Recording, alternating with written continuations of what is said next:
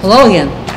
This is Yonkers Voice, and we have the privilege today of interviewing New York State Senate candidate Shelley Mayer, who is now the Assemblywoman in the 37th District, and she, again, is running for a New York State Senate on the Democratic ticket, and we are at Margaret's Restaurant at 332 South Broadway in downtown Yonkers. So we're going to get right to the point because Shelley has a very, very busy schedule.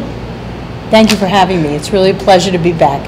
You're welcome. I'm going to get right to the point. There is a lot of controversy. I hate to use the word controversy, but there is a lot of discussion about the Sheldon Silver issue and your position with the Sheldon Silver issue. If people don't know, Sheldon Silver paid off a complainant in the Vito Lopez case, and at that time, Shelley was the counsel for the Senate. So Shelley, So let me give a little context. So Sheldon Silver was the Speaker of the Assembly. That's the head person elected by the members for quite a while. I was elected in 2012 into the Assembly. After I was elected, Sheldon Silver as Speaker, together with some of the staff, secretly negotiated a settlement in a sexual harassment case against another Assembly member, Vito Lopez from Brooklyn.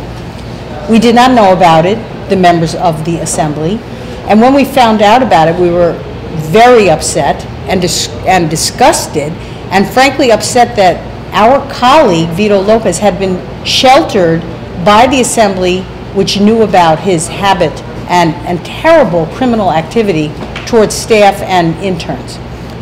When Sheldon Silver, as Speaker, was called out on it, he acknowledged he made a mistake having a secret settlement. He made a mistake in protecting this guy, and he said it would never happen again. After he did that, as someone who's a member of that conference of Democrats, I said, you know, I stand by this guy for 3 reasons. He said he made a mistake, he acknowledged it should not have happened, and he said it would never happen again. I feel very strongly that sexual harassment in the workplace, whether it occurs in the New York State Assembly or in McDonald's, is unacceptable. I have a long history of being an advocate all my life, 30 years of professional life, 35 years as an attorney on issues involving sexual discrimination and sexual harassment. My first major case for the Attorney General was on behalf of 6 older women waitresses at a Holiday Inn's who got fired one day because they decided to change to the young, sexy model. And these women who had been there their lives and given their lives to this job were just summarily let go. So for me, once someone acknowledges they make a mistake and it shouldn't have happened, and in fact in the Assembly we've changed to make sure it never happens again, I acknowledge his leadership. I would also point out that when he was indicted, I was the second person in the conference to speak up and say, you must step down. And that's reported in a lot of journals, because in our private conference, I felt that someone who had a criminal indictment with felonies cannot be leader of the New York State Legislature. So I've been an outspoken reform person. I was part of the Reform Caucus in the Assembly. I worked on reform rules when I was counsel to the Senate Democrats. In fact, rules that helped the Republicans as well as the Democrats. But I appreciate the question because I think it's important to set the record straight. So in the last 24 hours, there's been a lot of talk about not only sexual harassment, but domestic abuse. Right. I mean, you have a White House aide who beat up not one wife, but 2 wives, allegedly. And the question is, what have you done in terms of domestic abuse sponsorship, domestic abuse bills? I know I have one before me, which is bill number 808751, which apparently changes the language in forcible touching. So let's talk about that bill. It's been amended. Yes. So, you know, bills that deal with forcible touching traditionally, this was treated as sort of a rather minimal crime, and it required certain elements of the crime in order to prove it. It made it hard for a district attorney to prove it. We know, if you've ever been on the subway, if you've ever been in a crowded place as a woman, incidents of forcible touching occur that should be prosecuted, and people see it and witness it and are willing to step up and say so. So we need to amend the law to make it the appropriate circumstances where it can be charged. It shouldn't be a rarity, because it's not a rarity, and we need to bring these cases to set the deterrent. I want to talk for a minute about what you mentioned about the White House and the such discouraging news that people there knew about this man's history, and they minimized it. They ignored it. They basically didn't believe that these women, his former wives, until they came forward with a picture, had a story to tell. And from what I read, they sort of said, oh, they had marital troubles. Well, frankly, that's not marital troubles. That's criminal assault. It's a crime. And I think it's sort of shameful that they waited so long to call this man out. He was denied a security clearance because of these issues with the former wives, and yet they still sung his praises and wanted him promoted. So this is a great moment in the sense of the Me Too and the standing up for women movement. But for myself, I've been in this a long time. When I was in the Attorney General's office, we began the work of requiring the New York City Municipal Housing Authority to not kick out women who had an order of protection.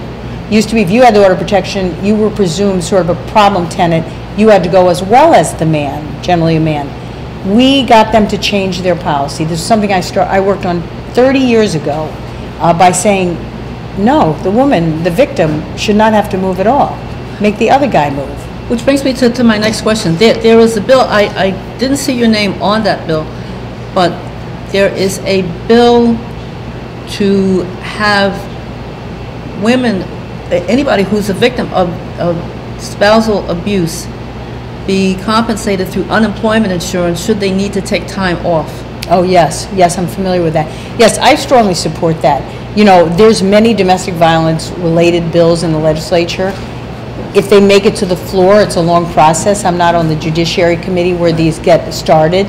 But we have had a very strong tradition in the Assembly of supporting this. Now, one of the reasons I'm running for the Senate has blocked some of these bills, and the Senate has not been on the leadership side, whether it's their new sexual harassment policy, which frankly is inadequate. It has you going to the Secretary of the Senate, who the Senate Republicans appoint, when you have a complaint. Now, you and I know, having worked in the working world, that we're not going to somebody who reports to our boss to make the complaint about somebody who's supervised by our boss. The Assembly has a much better policy. You have to go to an outside lawyer who has nothing to do with the Assembly. So one of the reasons I'm running for the Senate in this special election is to be a strong woman with a history of advocacy and to speak up for the women in my district and throughout the state. So I have a purpose. My purpose is to do the most good, to help make the Democrats take control of the Senate, and using thoughtful, reasonable legislation, move our state ahead. How many domestic violence bills have you sponsored? I don't know. I would have to go back. I would say the first day that I was sworn in 2012, I'll never forget it, the first bill I had the opportunity to vote on was a bill limiting, I believe it was enhancing penalties. One of the challenges in the Assembly, though, I would point out, is you can vote for all these bills. You could sponsor them, but unless they pass in the Senate, at the end of the day, it's not a productive use of your time. The point is you need a partner in the Senate to get it done, and that's why I'm running. I vote for the bills. I sponsor some. There's a new bill dealing with guns and victims of domestic violence, making it easier for judges to remove guns when you have an order of protection. And that is getting traction, and that I think is very, very important. I'm a co-sponsor of that bill. So we got to get the bills that can pass in both houses and signed by the governor. Otherwise, they're valid and nothing against them, but the point is to get it done. It's a terrible segue, but from domestic abuse to taxes. I noticed that I apologize. Both are important. We're limited in time, and these are important issues. There was, or is, a bill, I believe that it's a STAR bill, the STAR amendment, where it has been changed for seniors regarding the, either change or there is a proposed change regarding the cap on income. I'm not sure which bill you're referring to, but generally the STAR exemption for seniors is an essential part of our property tax system. I think it's bill number 5969, which has been amended, and it reads, sponsoring a bill that real property tax, that's a different one, sorry. Right. Going back to the STAR bill, the STAR bill would raise the cap on income. To be eligible for the STAR rebate. Yeah, so the STAR program, which I strongly support, and which gives a break on property taxes, particularly to seniors, right, to veterans. Yes, we need to strengthen that. And unfortunately, the governor has occasionally taken steps that, in cost-cutting measures, made it more difficult to access. I don't agree with that. I think it should be easily available. I think we should raise the income cap so more people are eligible. When you do that, you do reduce the amount of tax revenue that you're going to get. And you have to be able to pay for that or account for that or find the revenue to make it up. So while you want to make more people eligible for a reduction in property taxes, which frankly is killing people, our property tax, I'm very aware of that. So I want to make it possible for those on limited incomes, those who are seniors, veterans. We have it sometimes for the disabled as well, or people who are differently abled, however you want to use the word. We need to make sure that people aren't priced out of their homes by property taxes. So if increasing the cap, the threshold of eligibility for the STAR rebate, that would be something that I would strongly support. But I would be mindful that if it reduces the amount of income a municipality receives in property tax, then we have to either find a way to make up that revenue or consider reducing services, which I strongly oppose. Okay, but apparently you've also sponsored a bill where real property tax exemptions authorized by school districts to veterans. Oh, yes. Not shift to other school districts to reduce school revenue. So that is a real problem. Some municipalities have expanded the protection for veterans on property tax. Some haven't. And a number of the veterans rightly say, why should it matter whether I live in Yonkers or Greenberg or Ardsley or Bedford? Either I'm eligible for this break or I'm not. And I think it should be a matter of statewide tax policy. Statewide, we should support this veterans tax exemption for what our veterans have done. So I have been contacted by a number of the veterans organizations about making this a statewide program, and at their request I signed on to what I think is a good bill. Let's see. Okay. Another segue. You've also worked on a bill which requires the Public Service Commission, yes, to determine the status of broadband and fiber optics. I mean, that almost sounds like, I don't want to cast aspersions, but it almost sounds like goodbye optimum cable. Is that? Well, what it was is to require them to do a better job, the Public Service Commission, of actually reporting on what's going on. Right. Because it is a little bit of a black hole there with the Public Service Commission. Difficult to get information unless you're willing to be a participant in a rate proceeding. But as a regular citizen, you want to know what is the status. It is very difficult to find. I believe these agencies, including the Public Service Commission, have to be far more transparent in the information they provide. So, yes, Cablevision is always a bit of a thorn with some of these issues because they are not always as transparent as we'd like. Verizon is, they're competitors in the marketplace, but at the end of the day, as a taxpayer and a citizen, you're entitled to more information. And we're going to pick that up on the other side of the break because we are coming to a break which will tell you all about our sponsors. So stay with us. We'll be right back.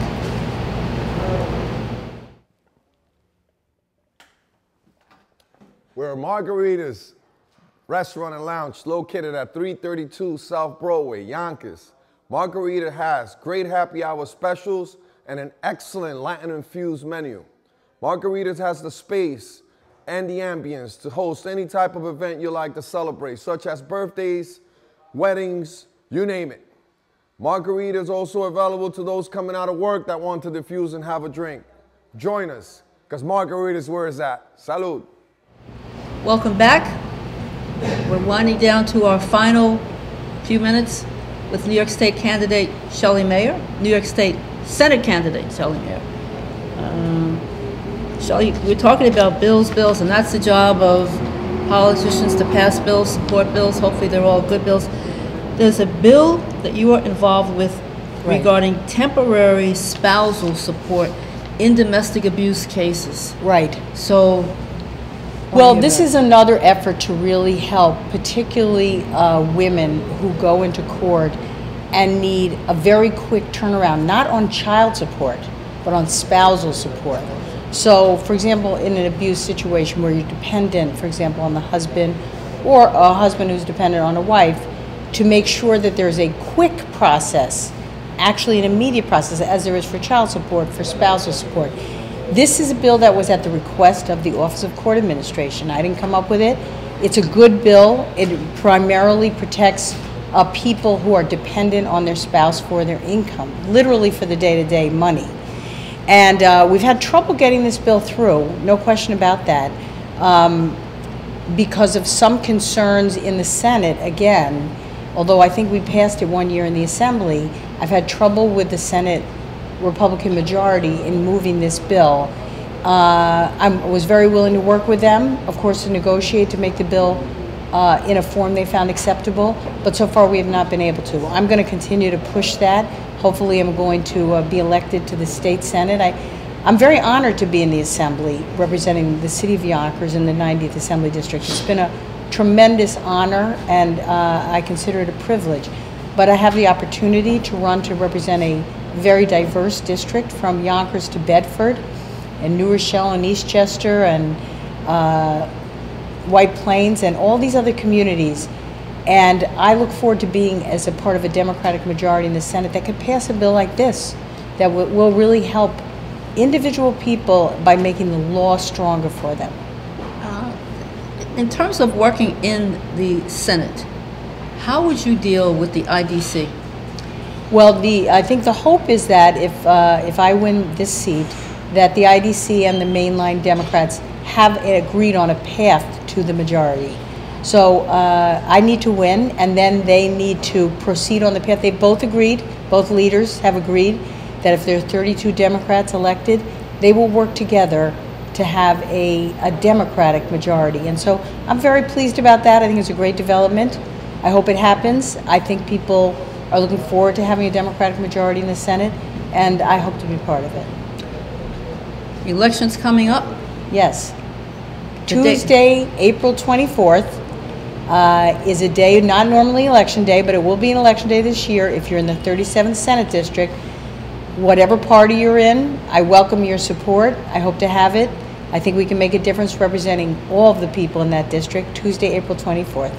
Why is it so important that people vote in this election? I mean, you and I know why it's so important, but I think that it's important for the audience to realize why their participation could swing the balance of the Senate. So every vote counts. This seat is absolutely essential for the Senate to switch to Democratic majority with a compromise to move towards a unified Democrats. And that means for real people that legislation like we discussed today can pass, that a budget that is fairer to every district can pass, that we have a voice for women at the bargaining table. Senator Andrea Stewart-Cousins, for example, is there in the budget, which she's not now. So this is a path forward that is good for the citizens of this district and the state of New York. We need to win the seat for that to happen. Well, you know, traditionally in these special elections, there is low voter turnout, and people like to sit back and think, well, it'll just happen, and it will, whatever the outcome is the outcome. But for somebody who's sitting there in their house right now, and who's relatively apolitical, why are they important when it comes to that election day? Because if you really want stronger legislation for sexual harassment, if you really want a budget that reflects a commitment to domestic violence, to education for every district, whether it's a district like Yonkers or a district like Armonk. But they're going to say nothing. What I hear constantly is, nothing's going to change.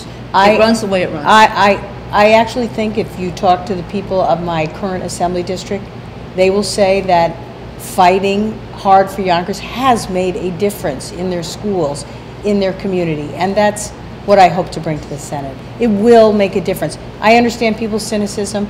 You've got to be in it, otherwise you will simply be standing on the sidelines. That's a wrap. Thank you very much, Shelley. Thank you. Pleasure as always. Thank you so much.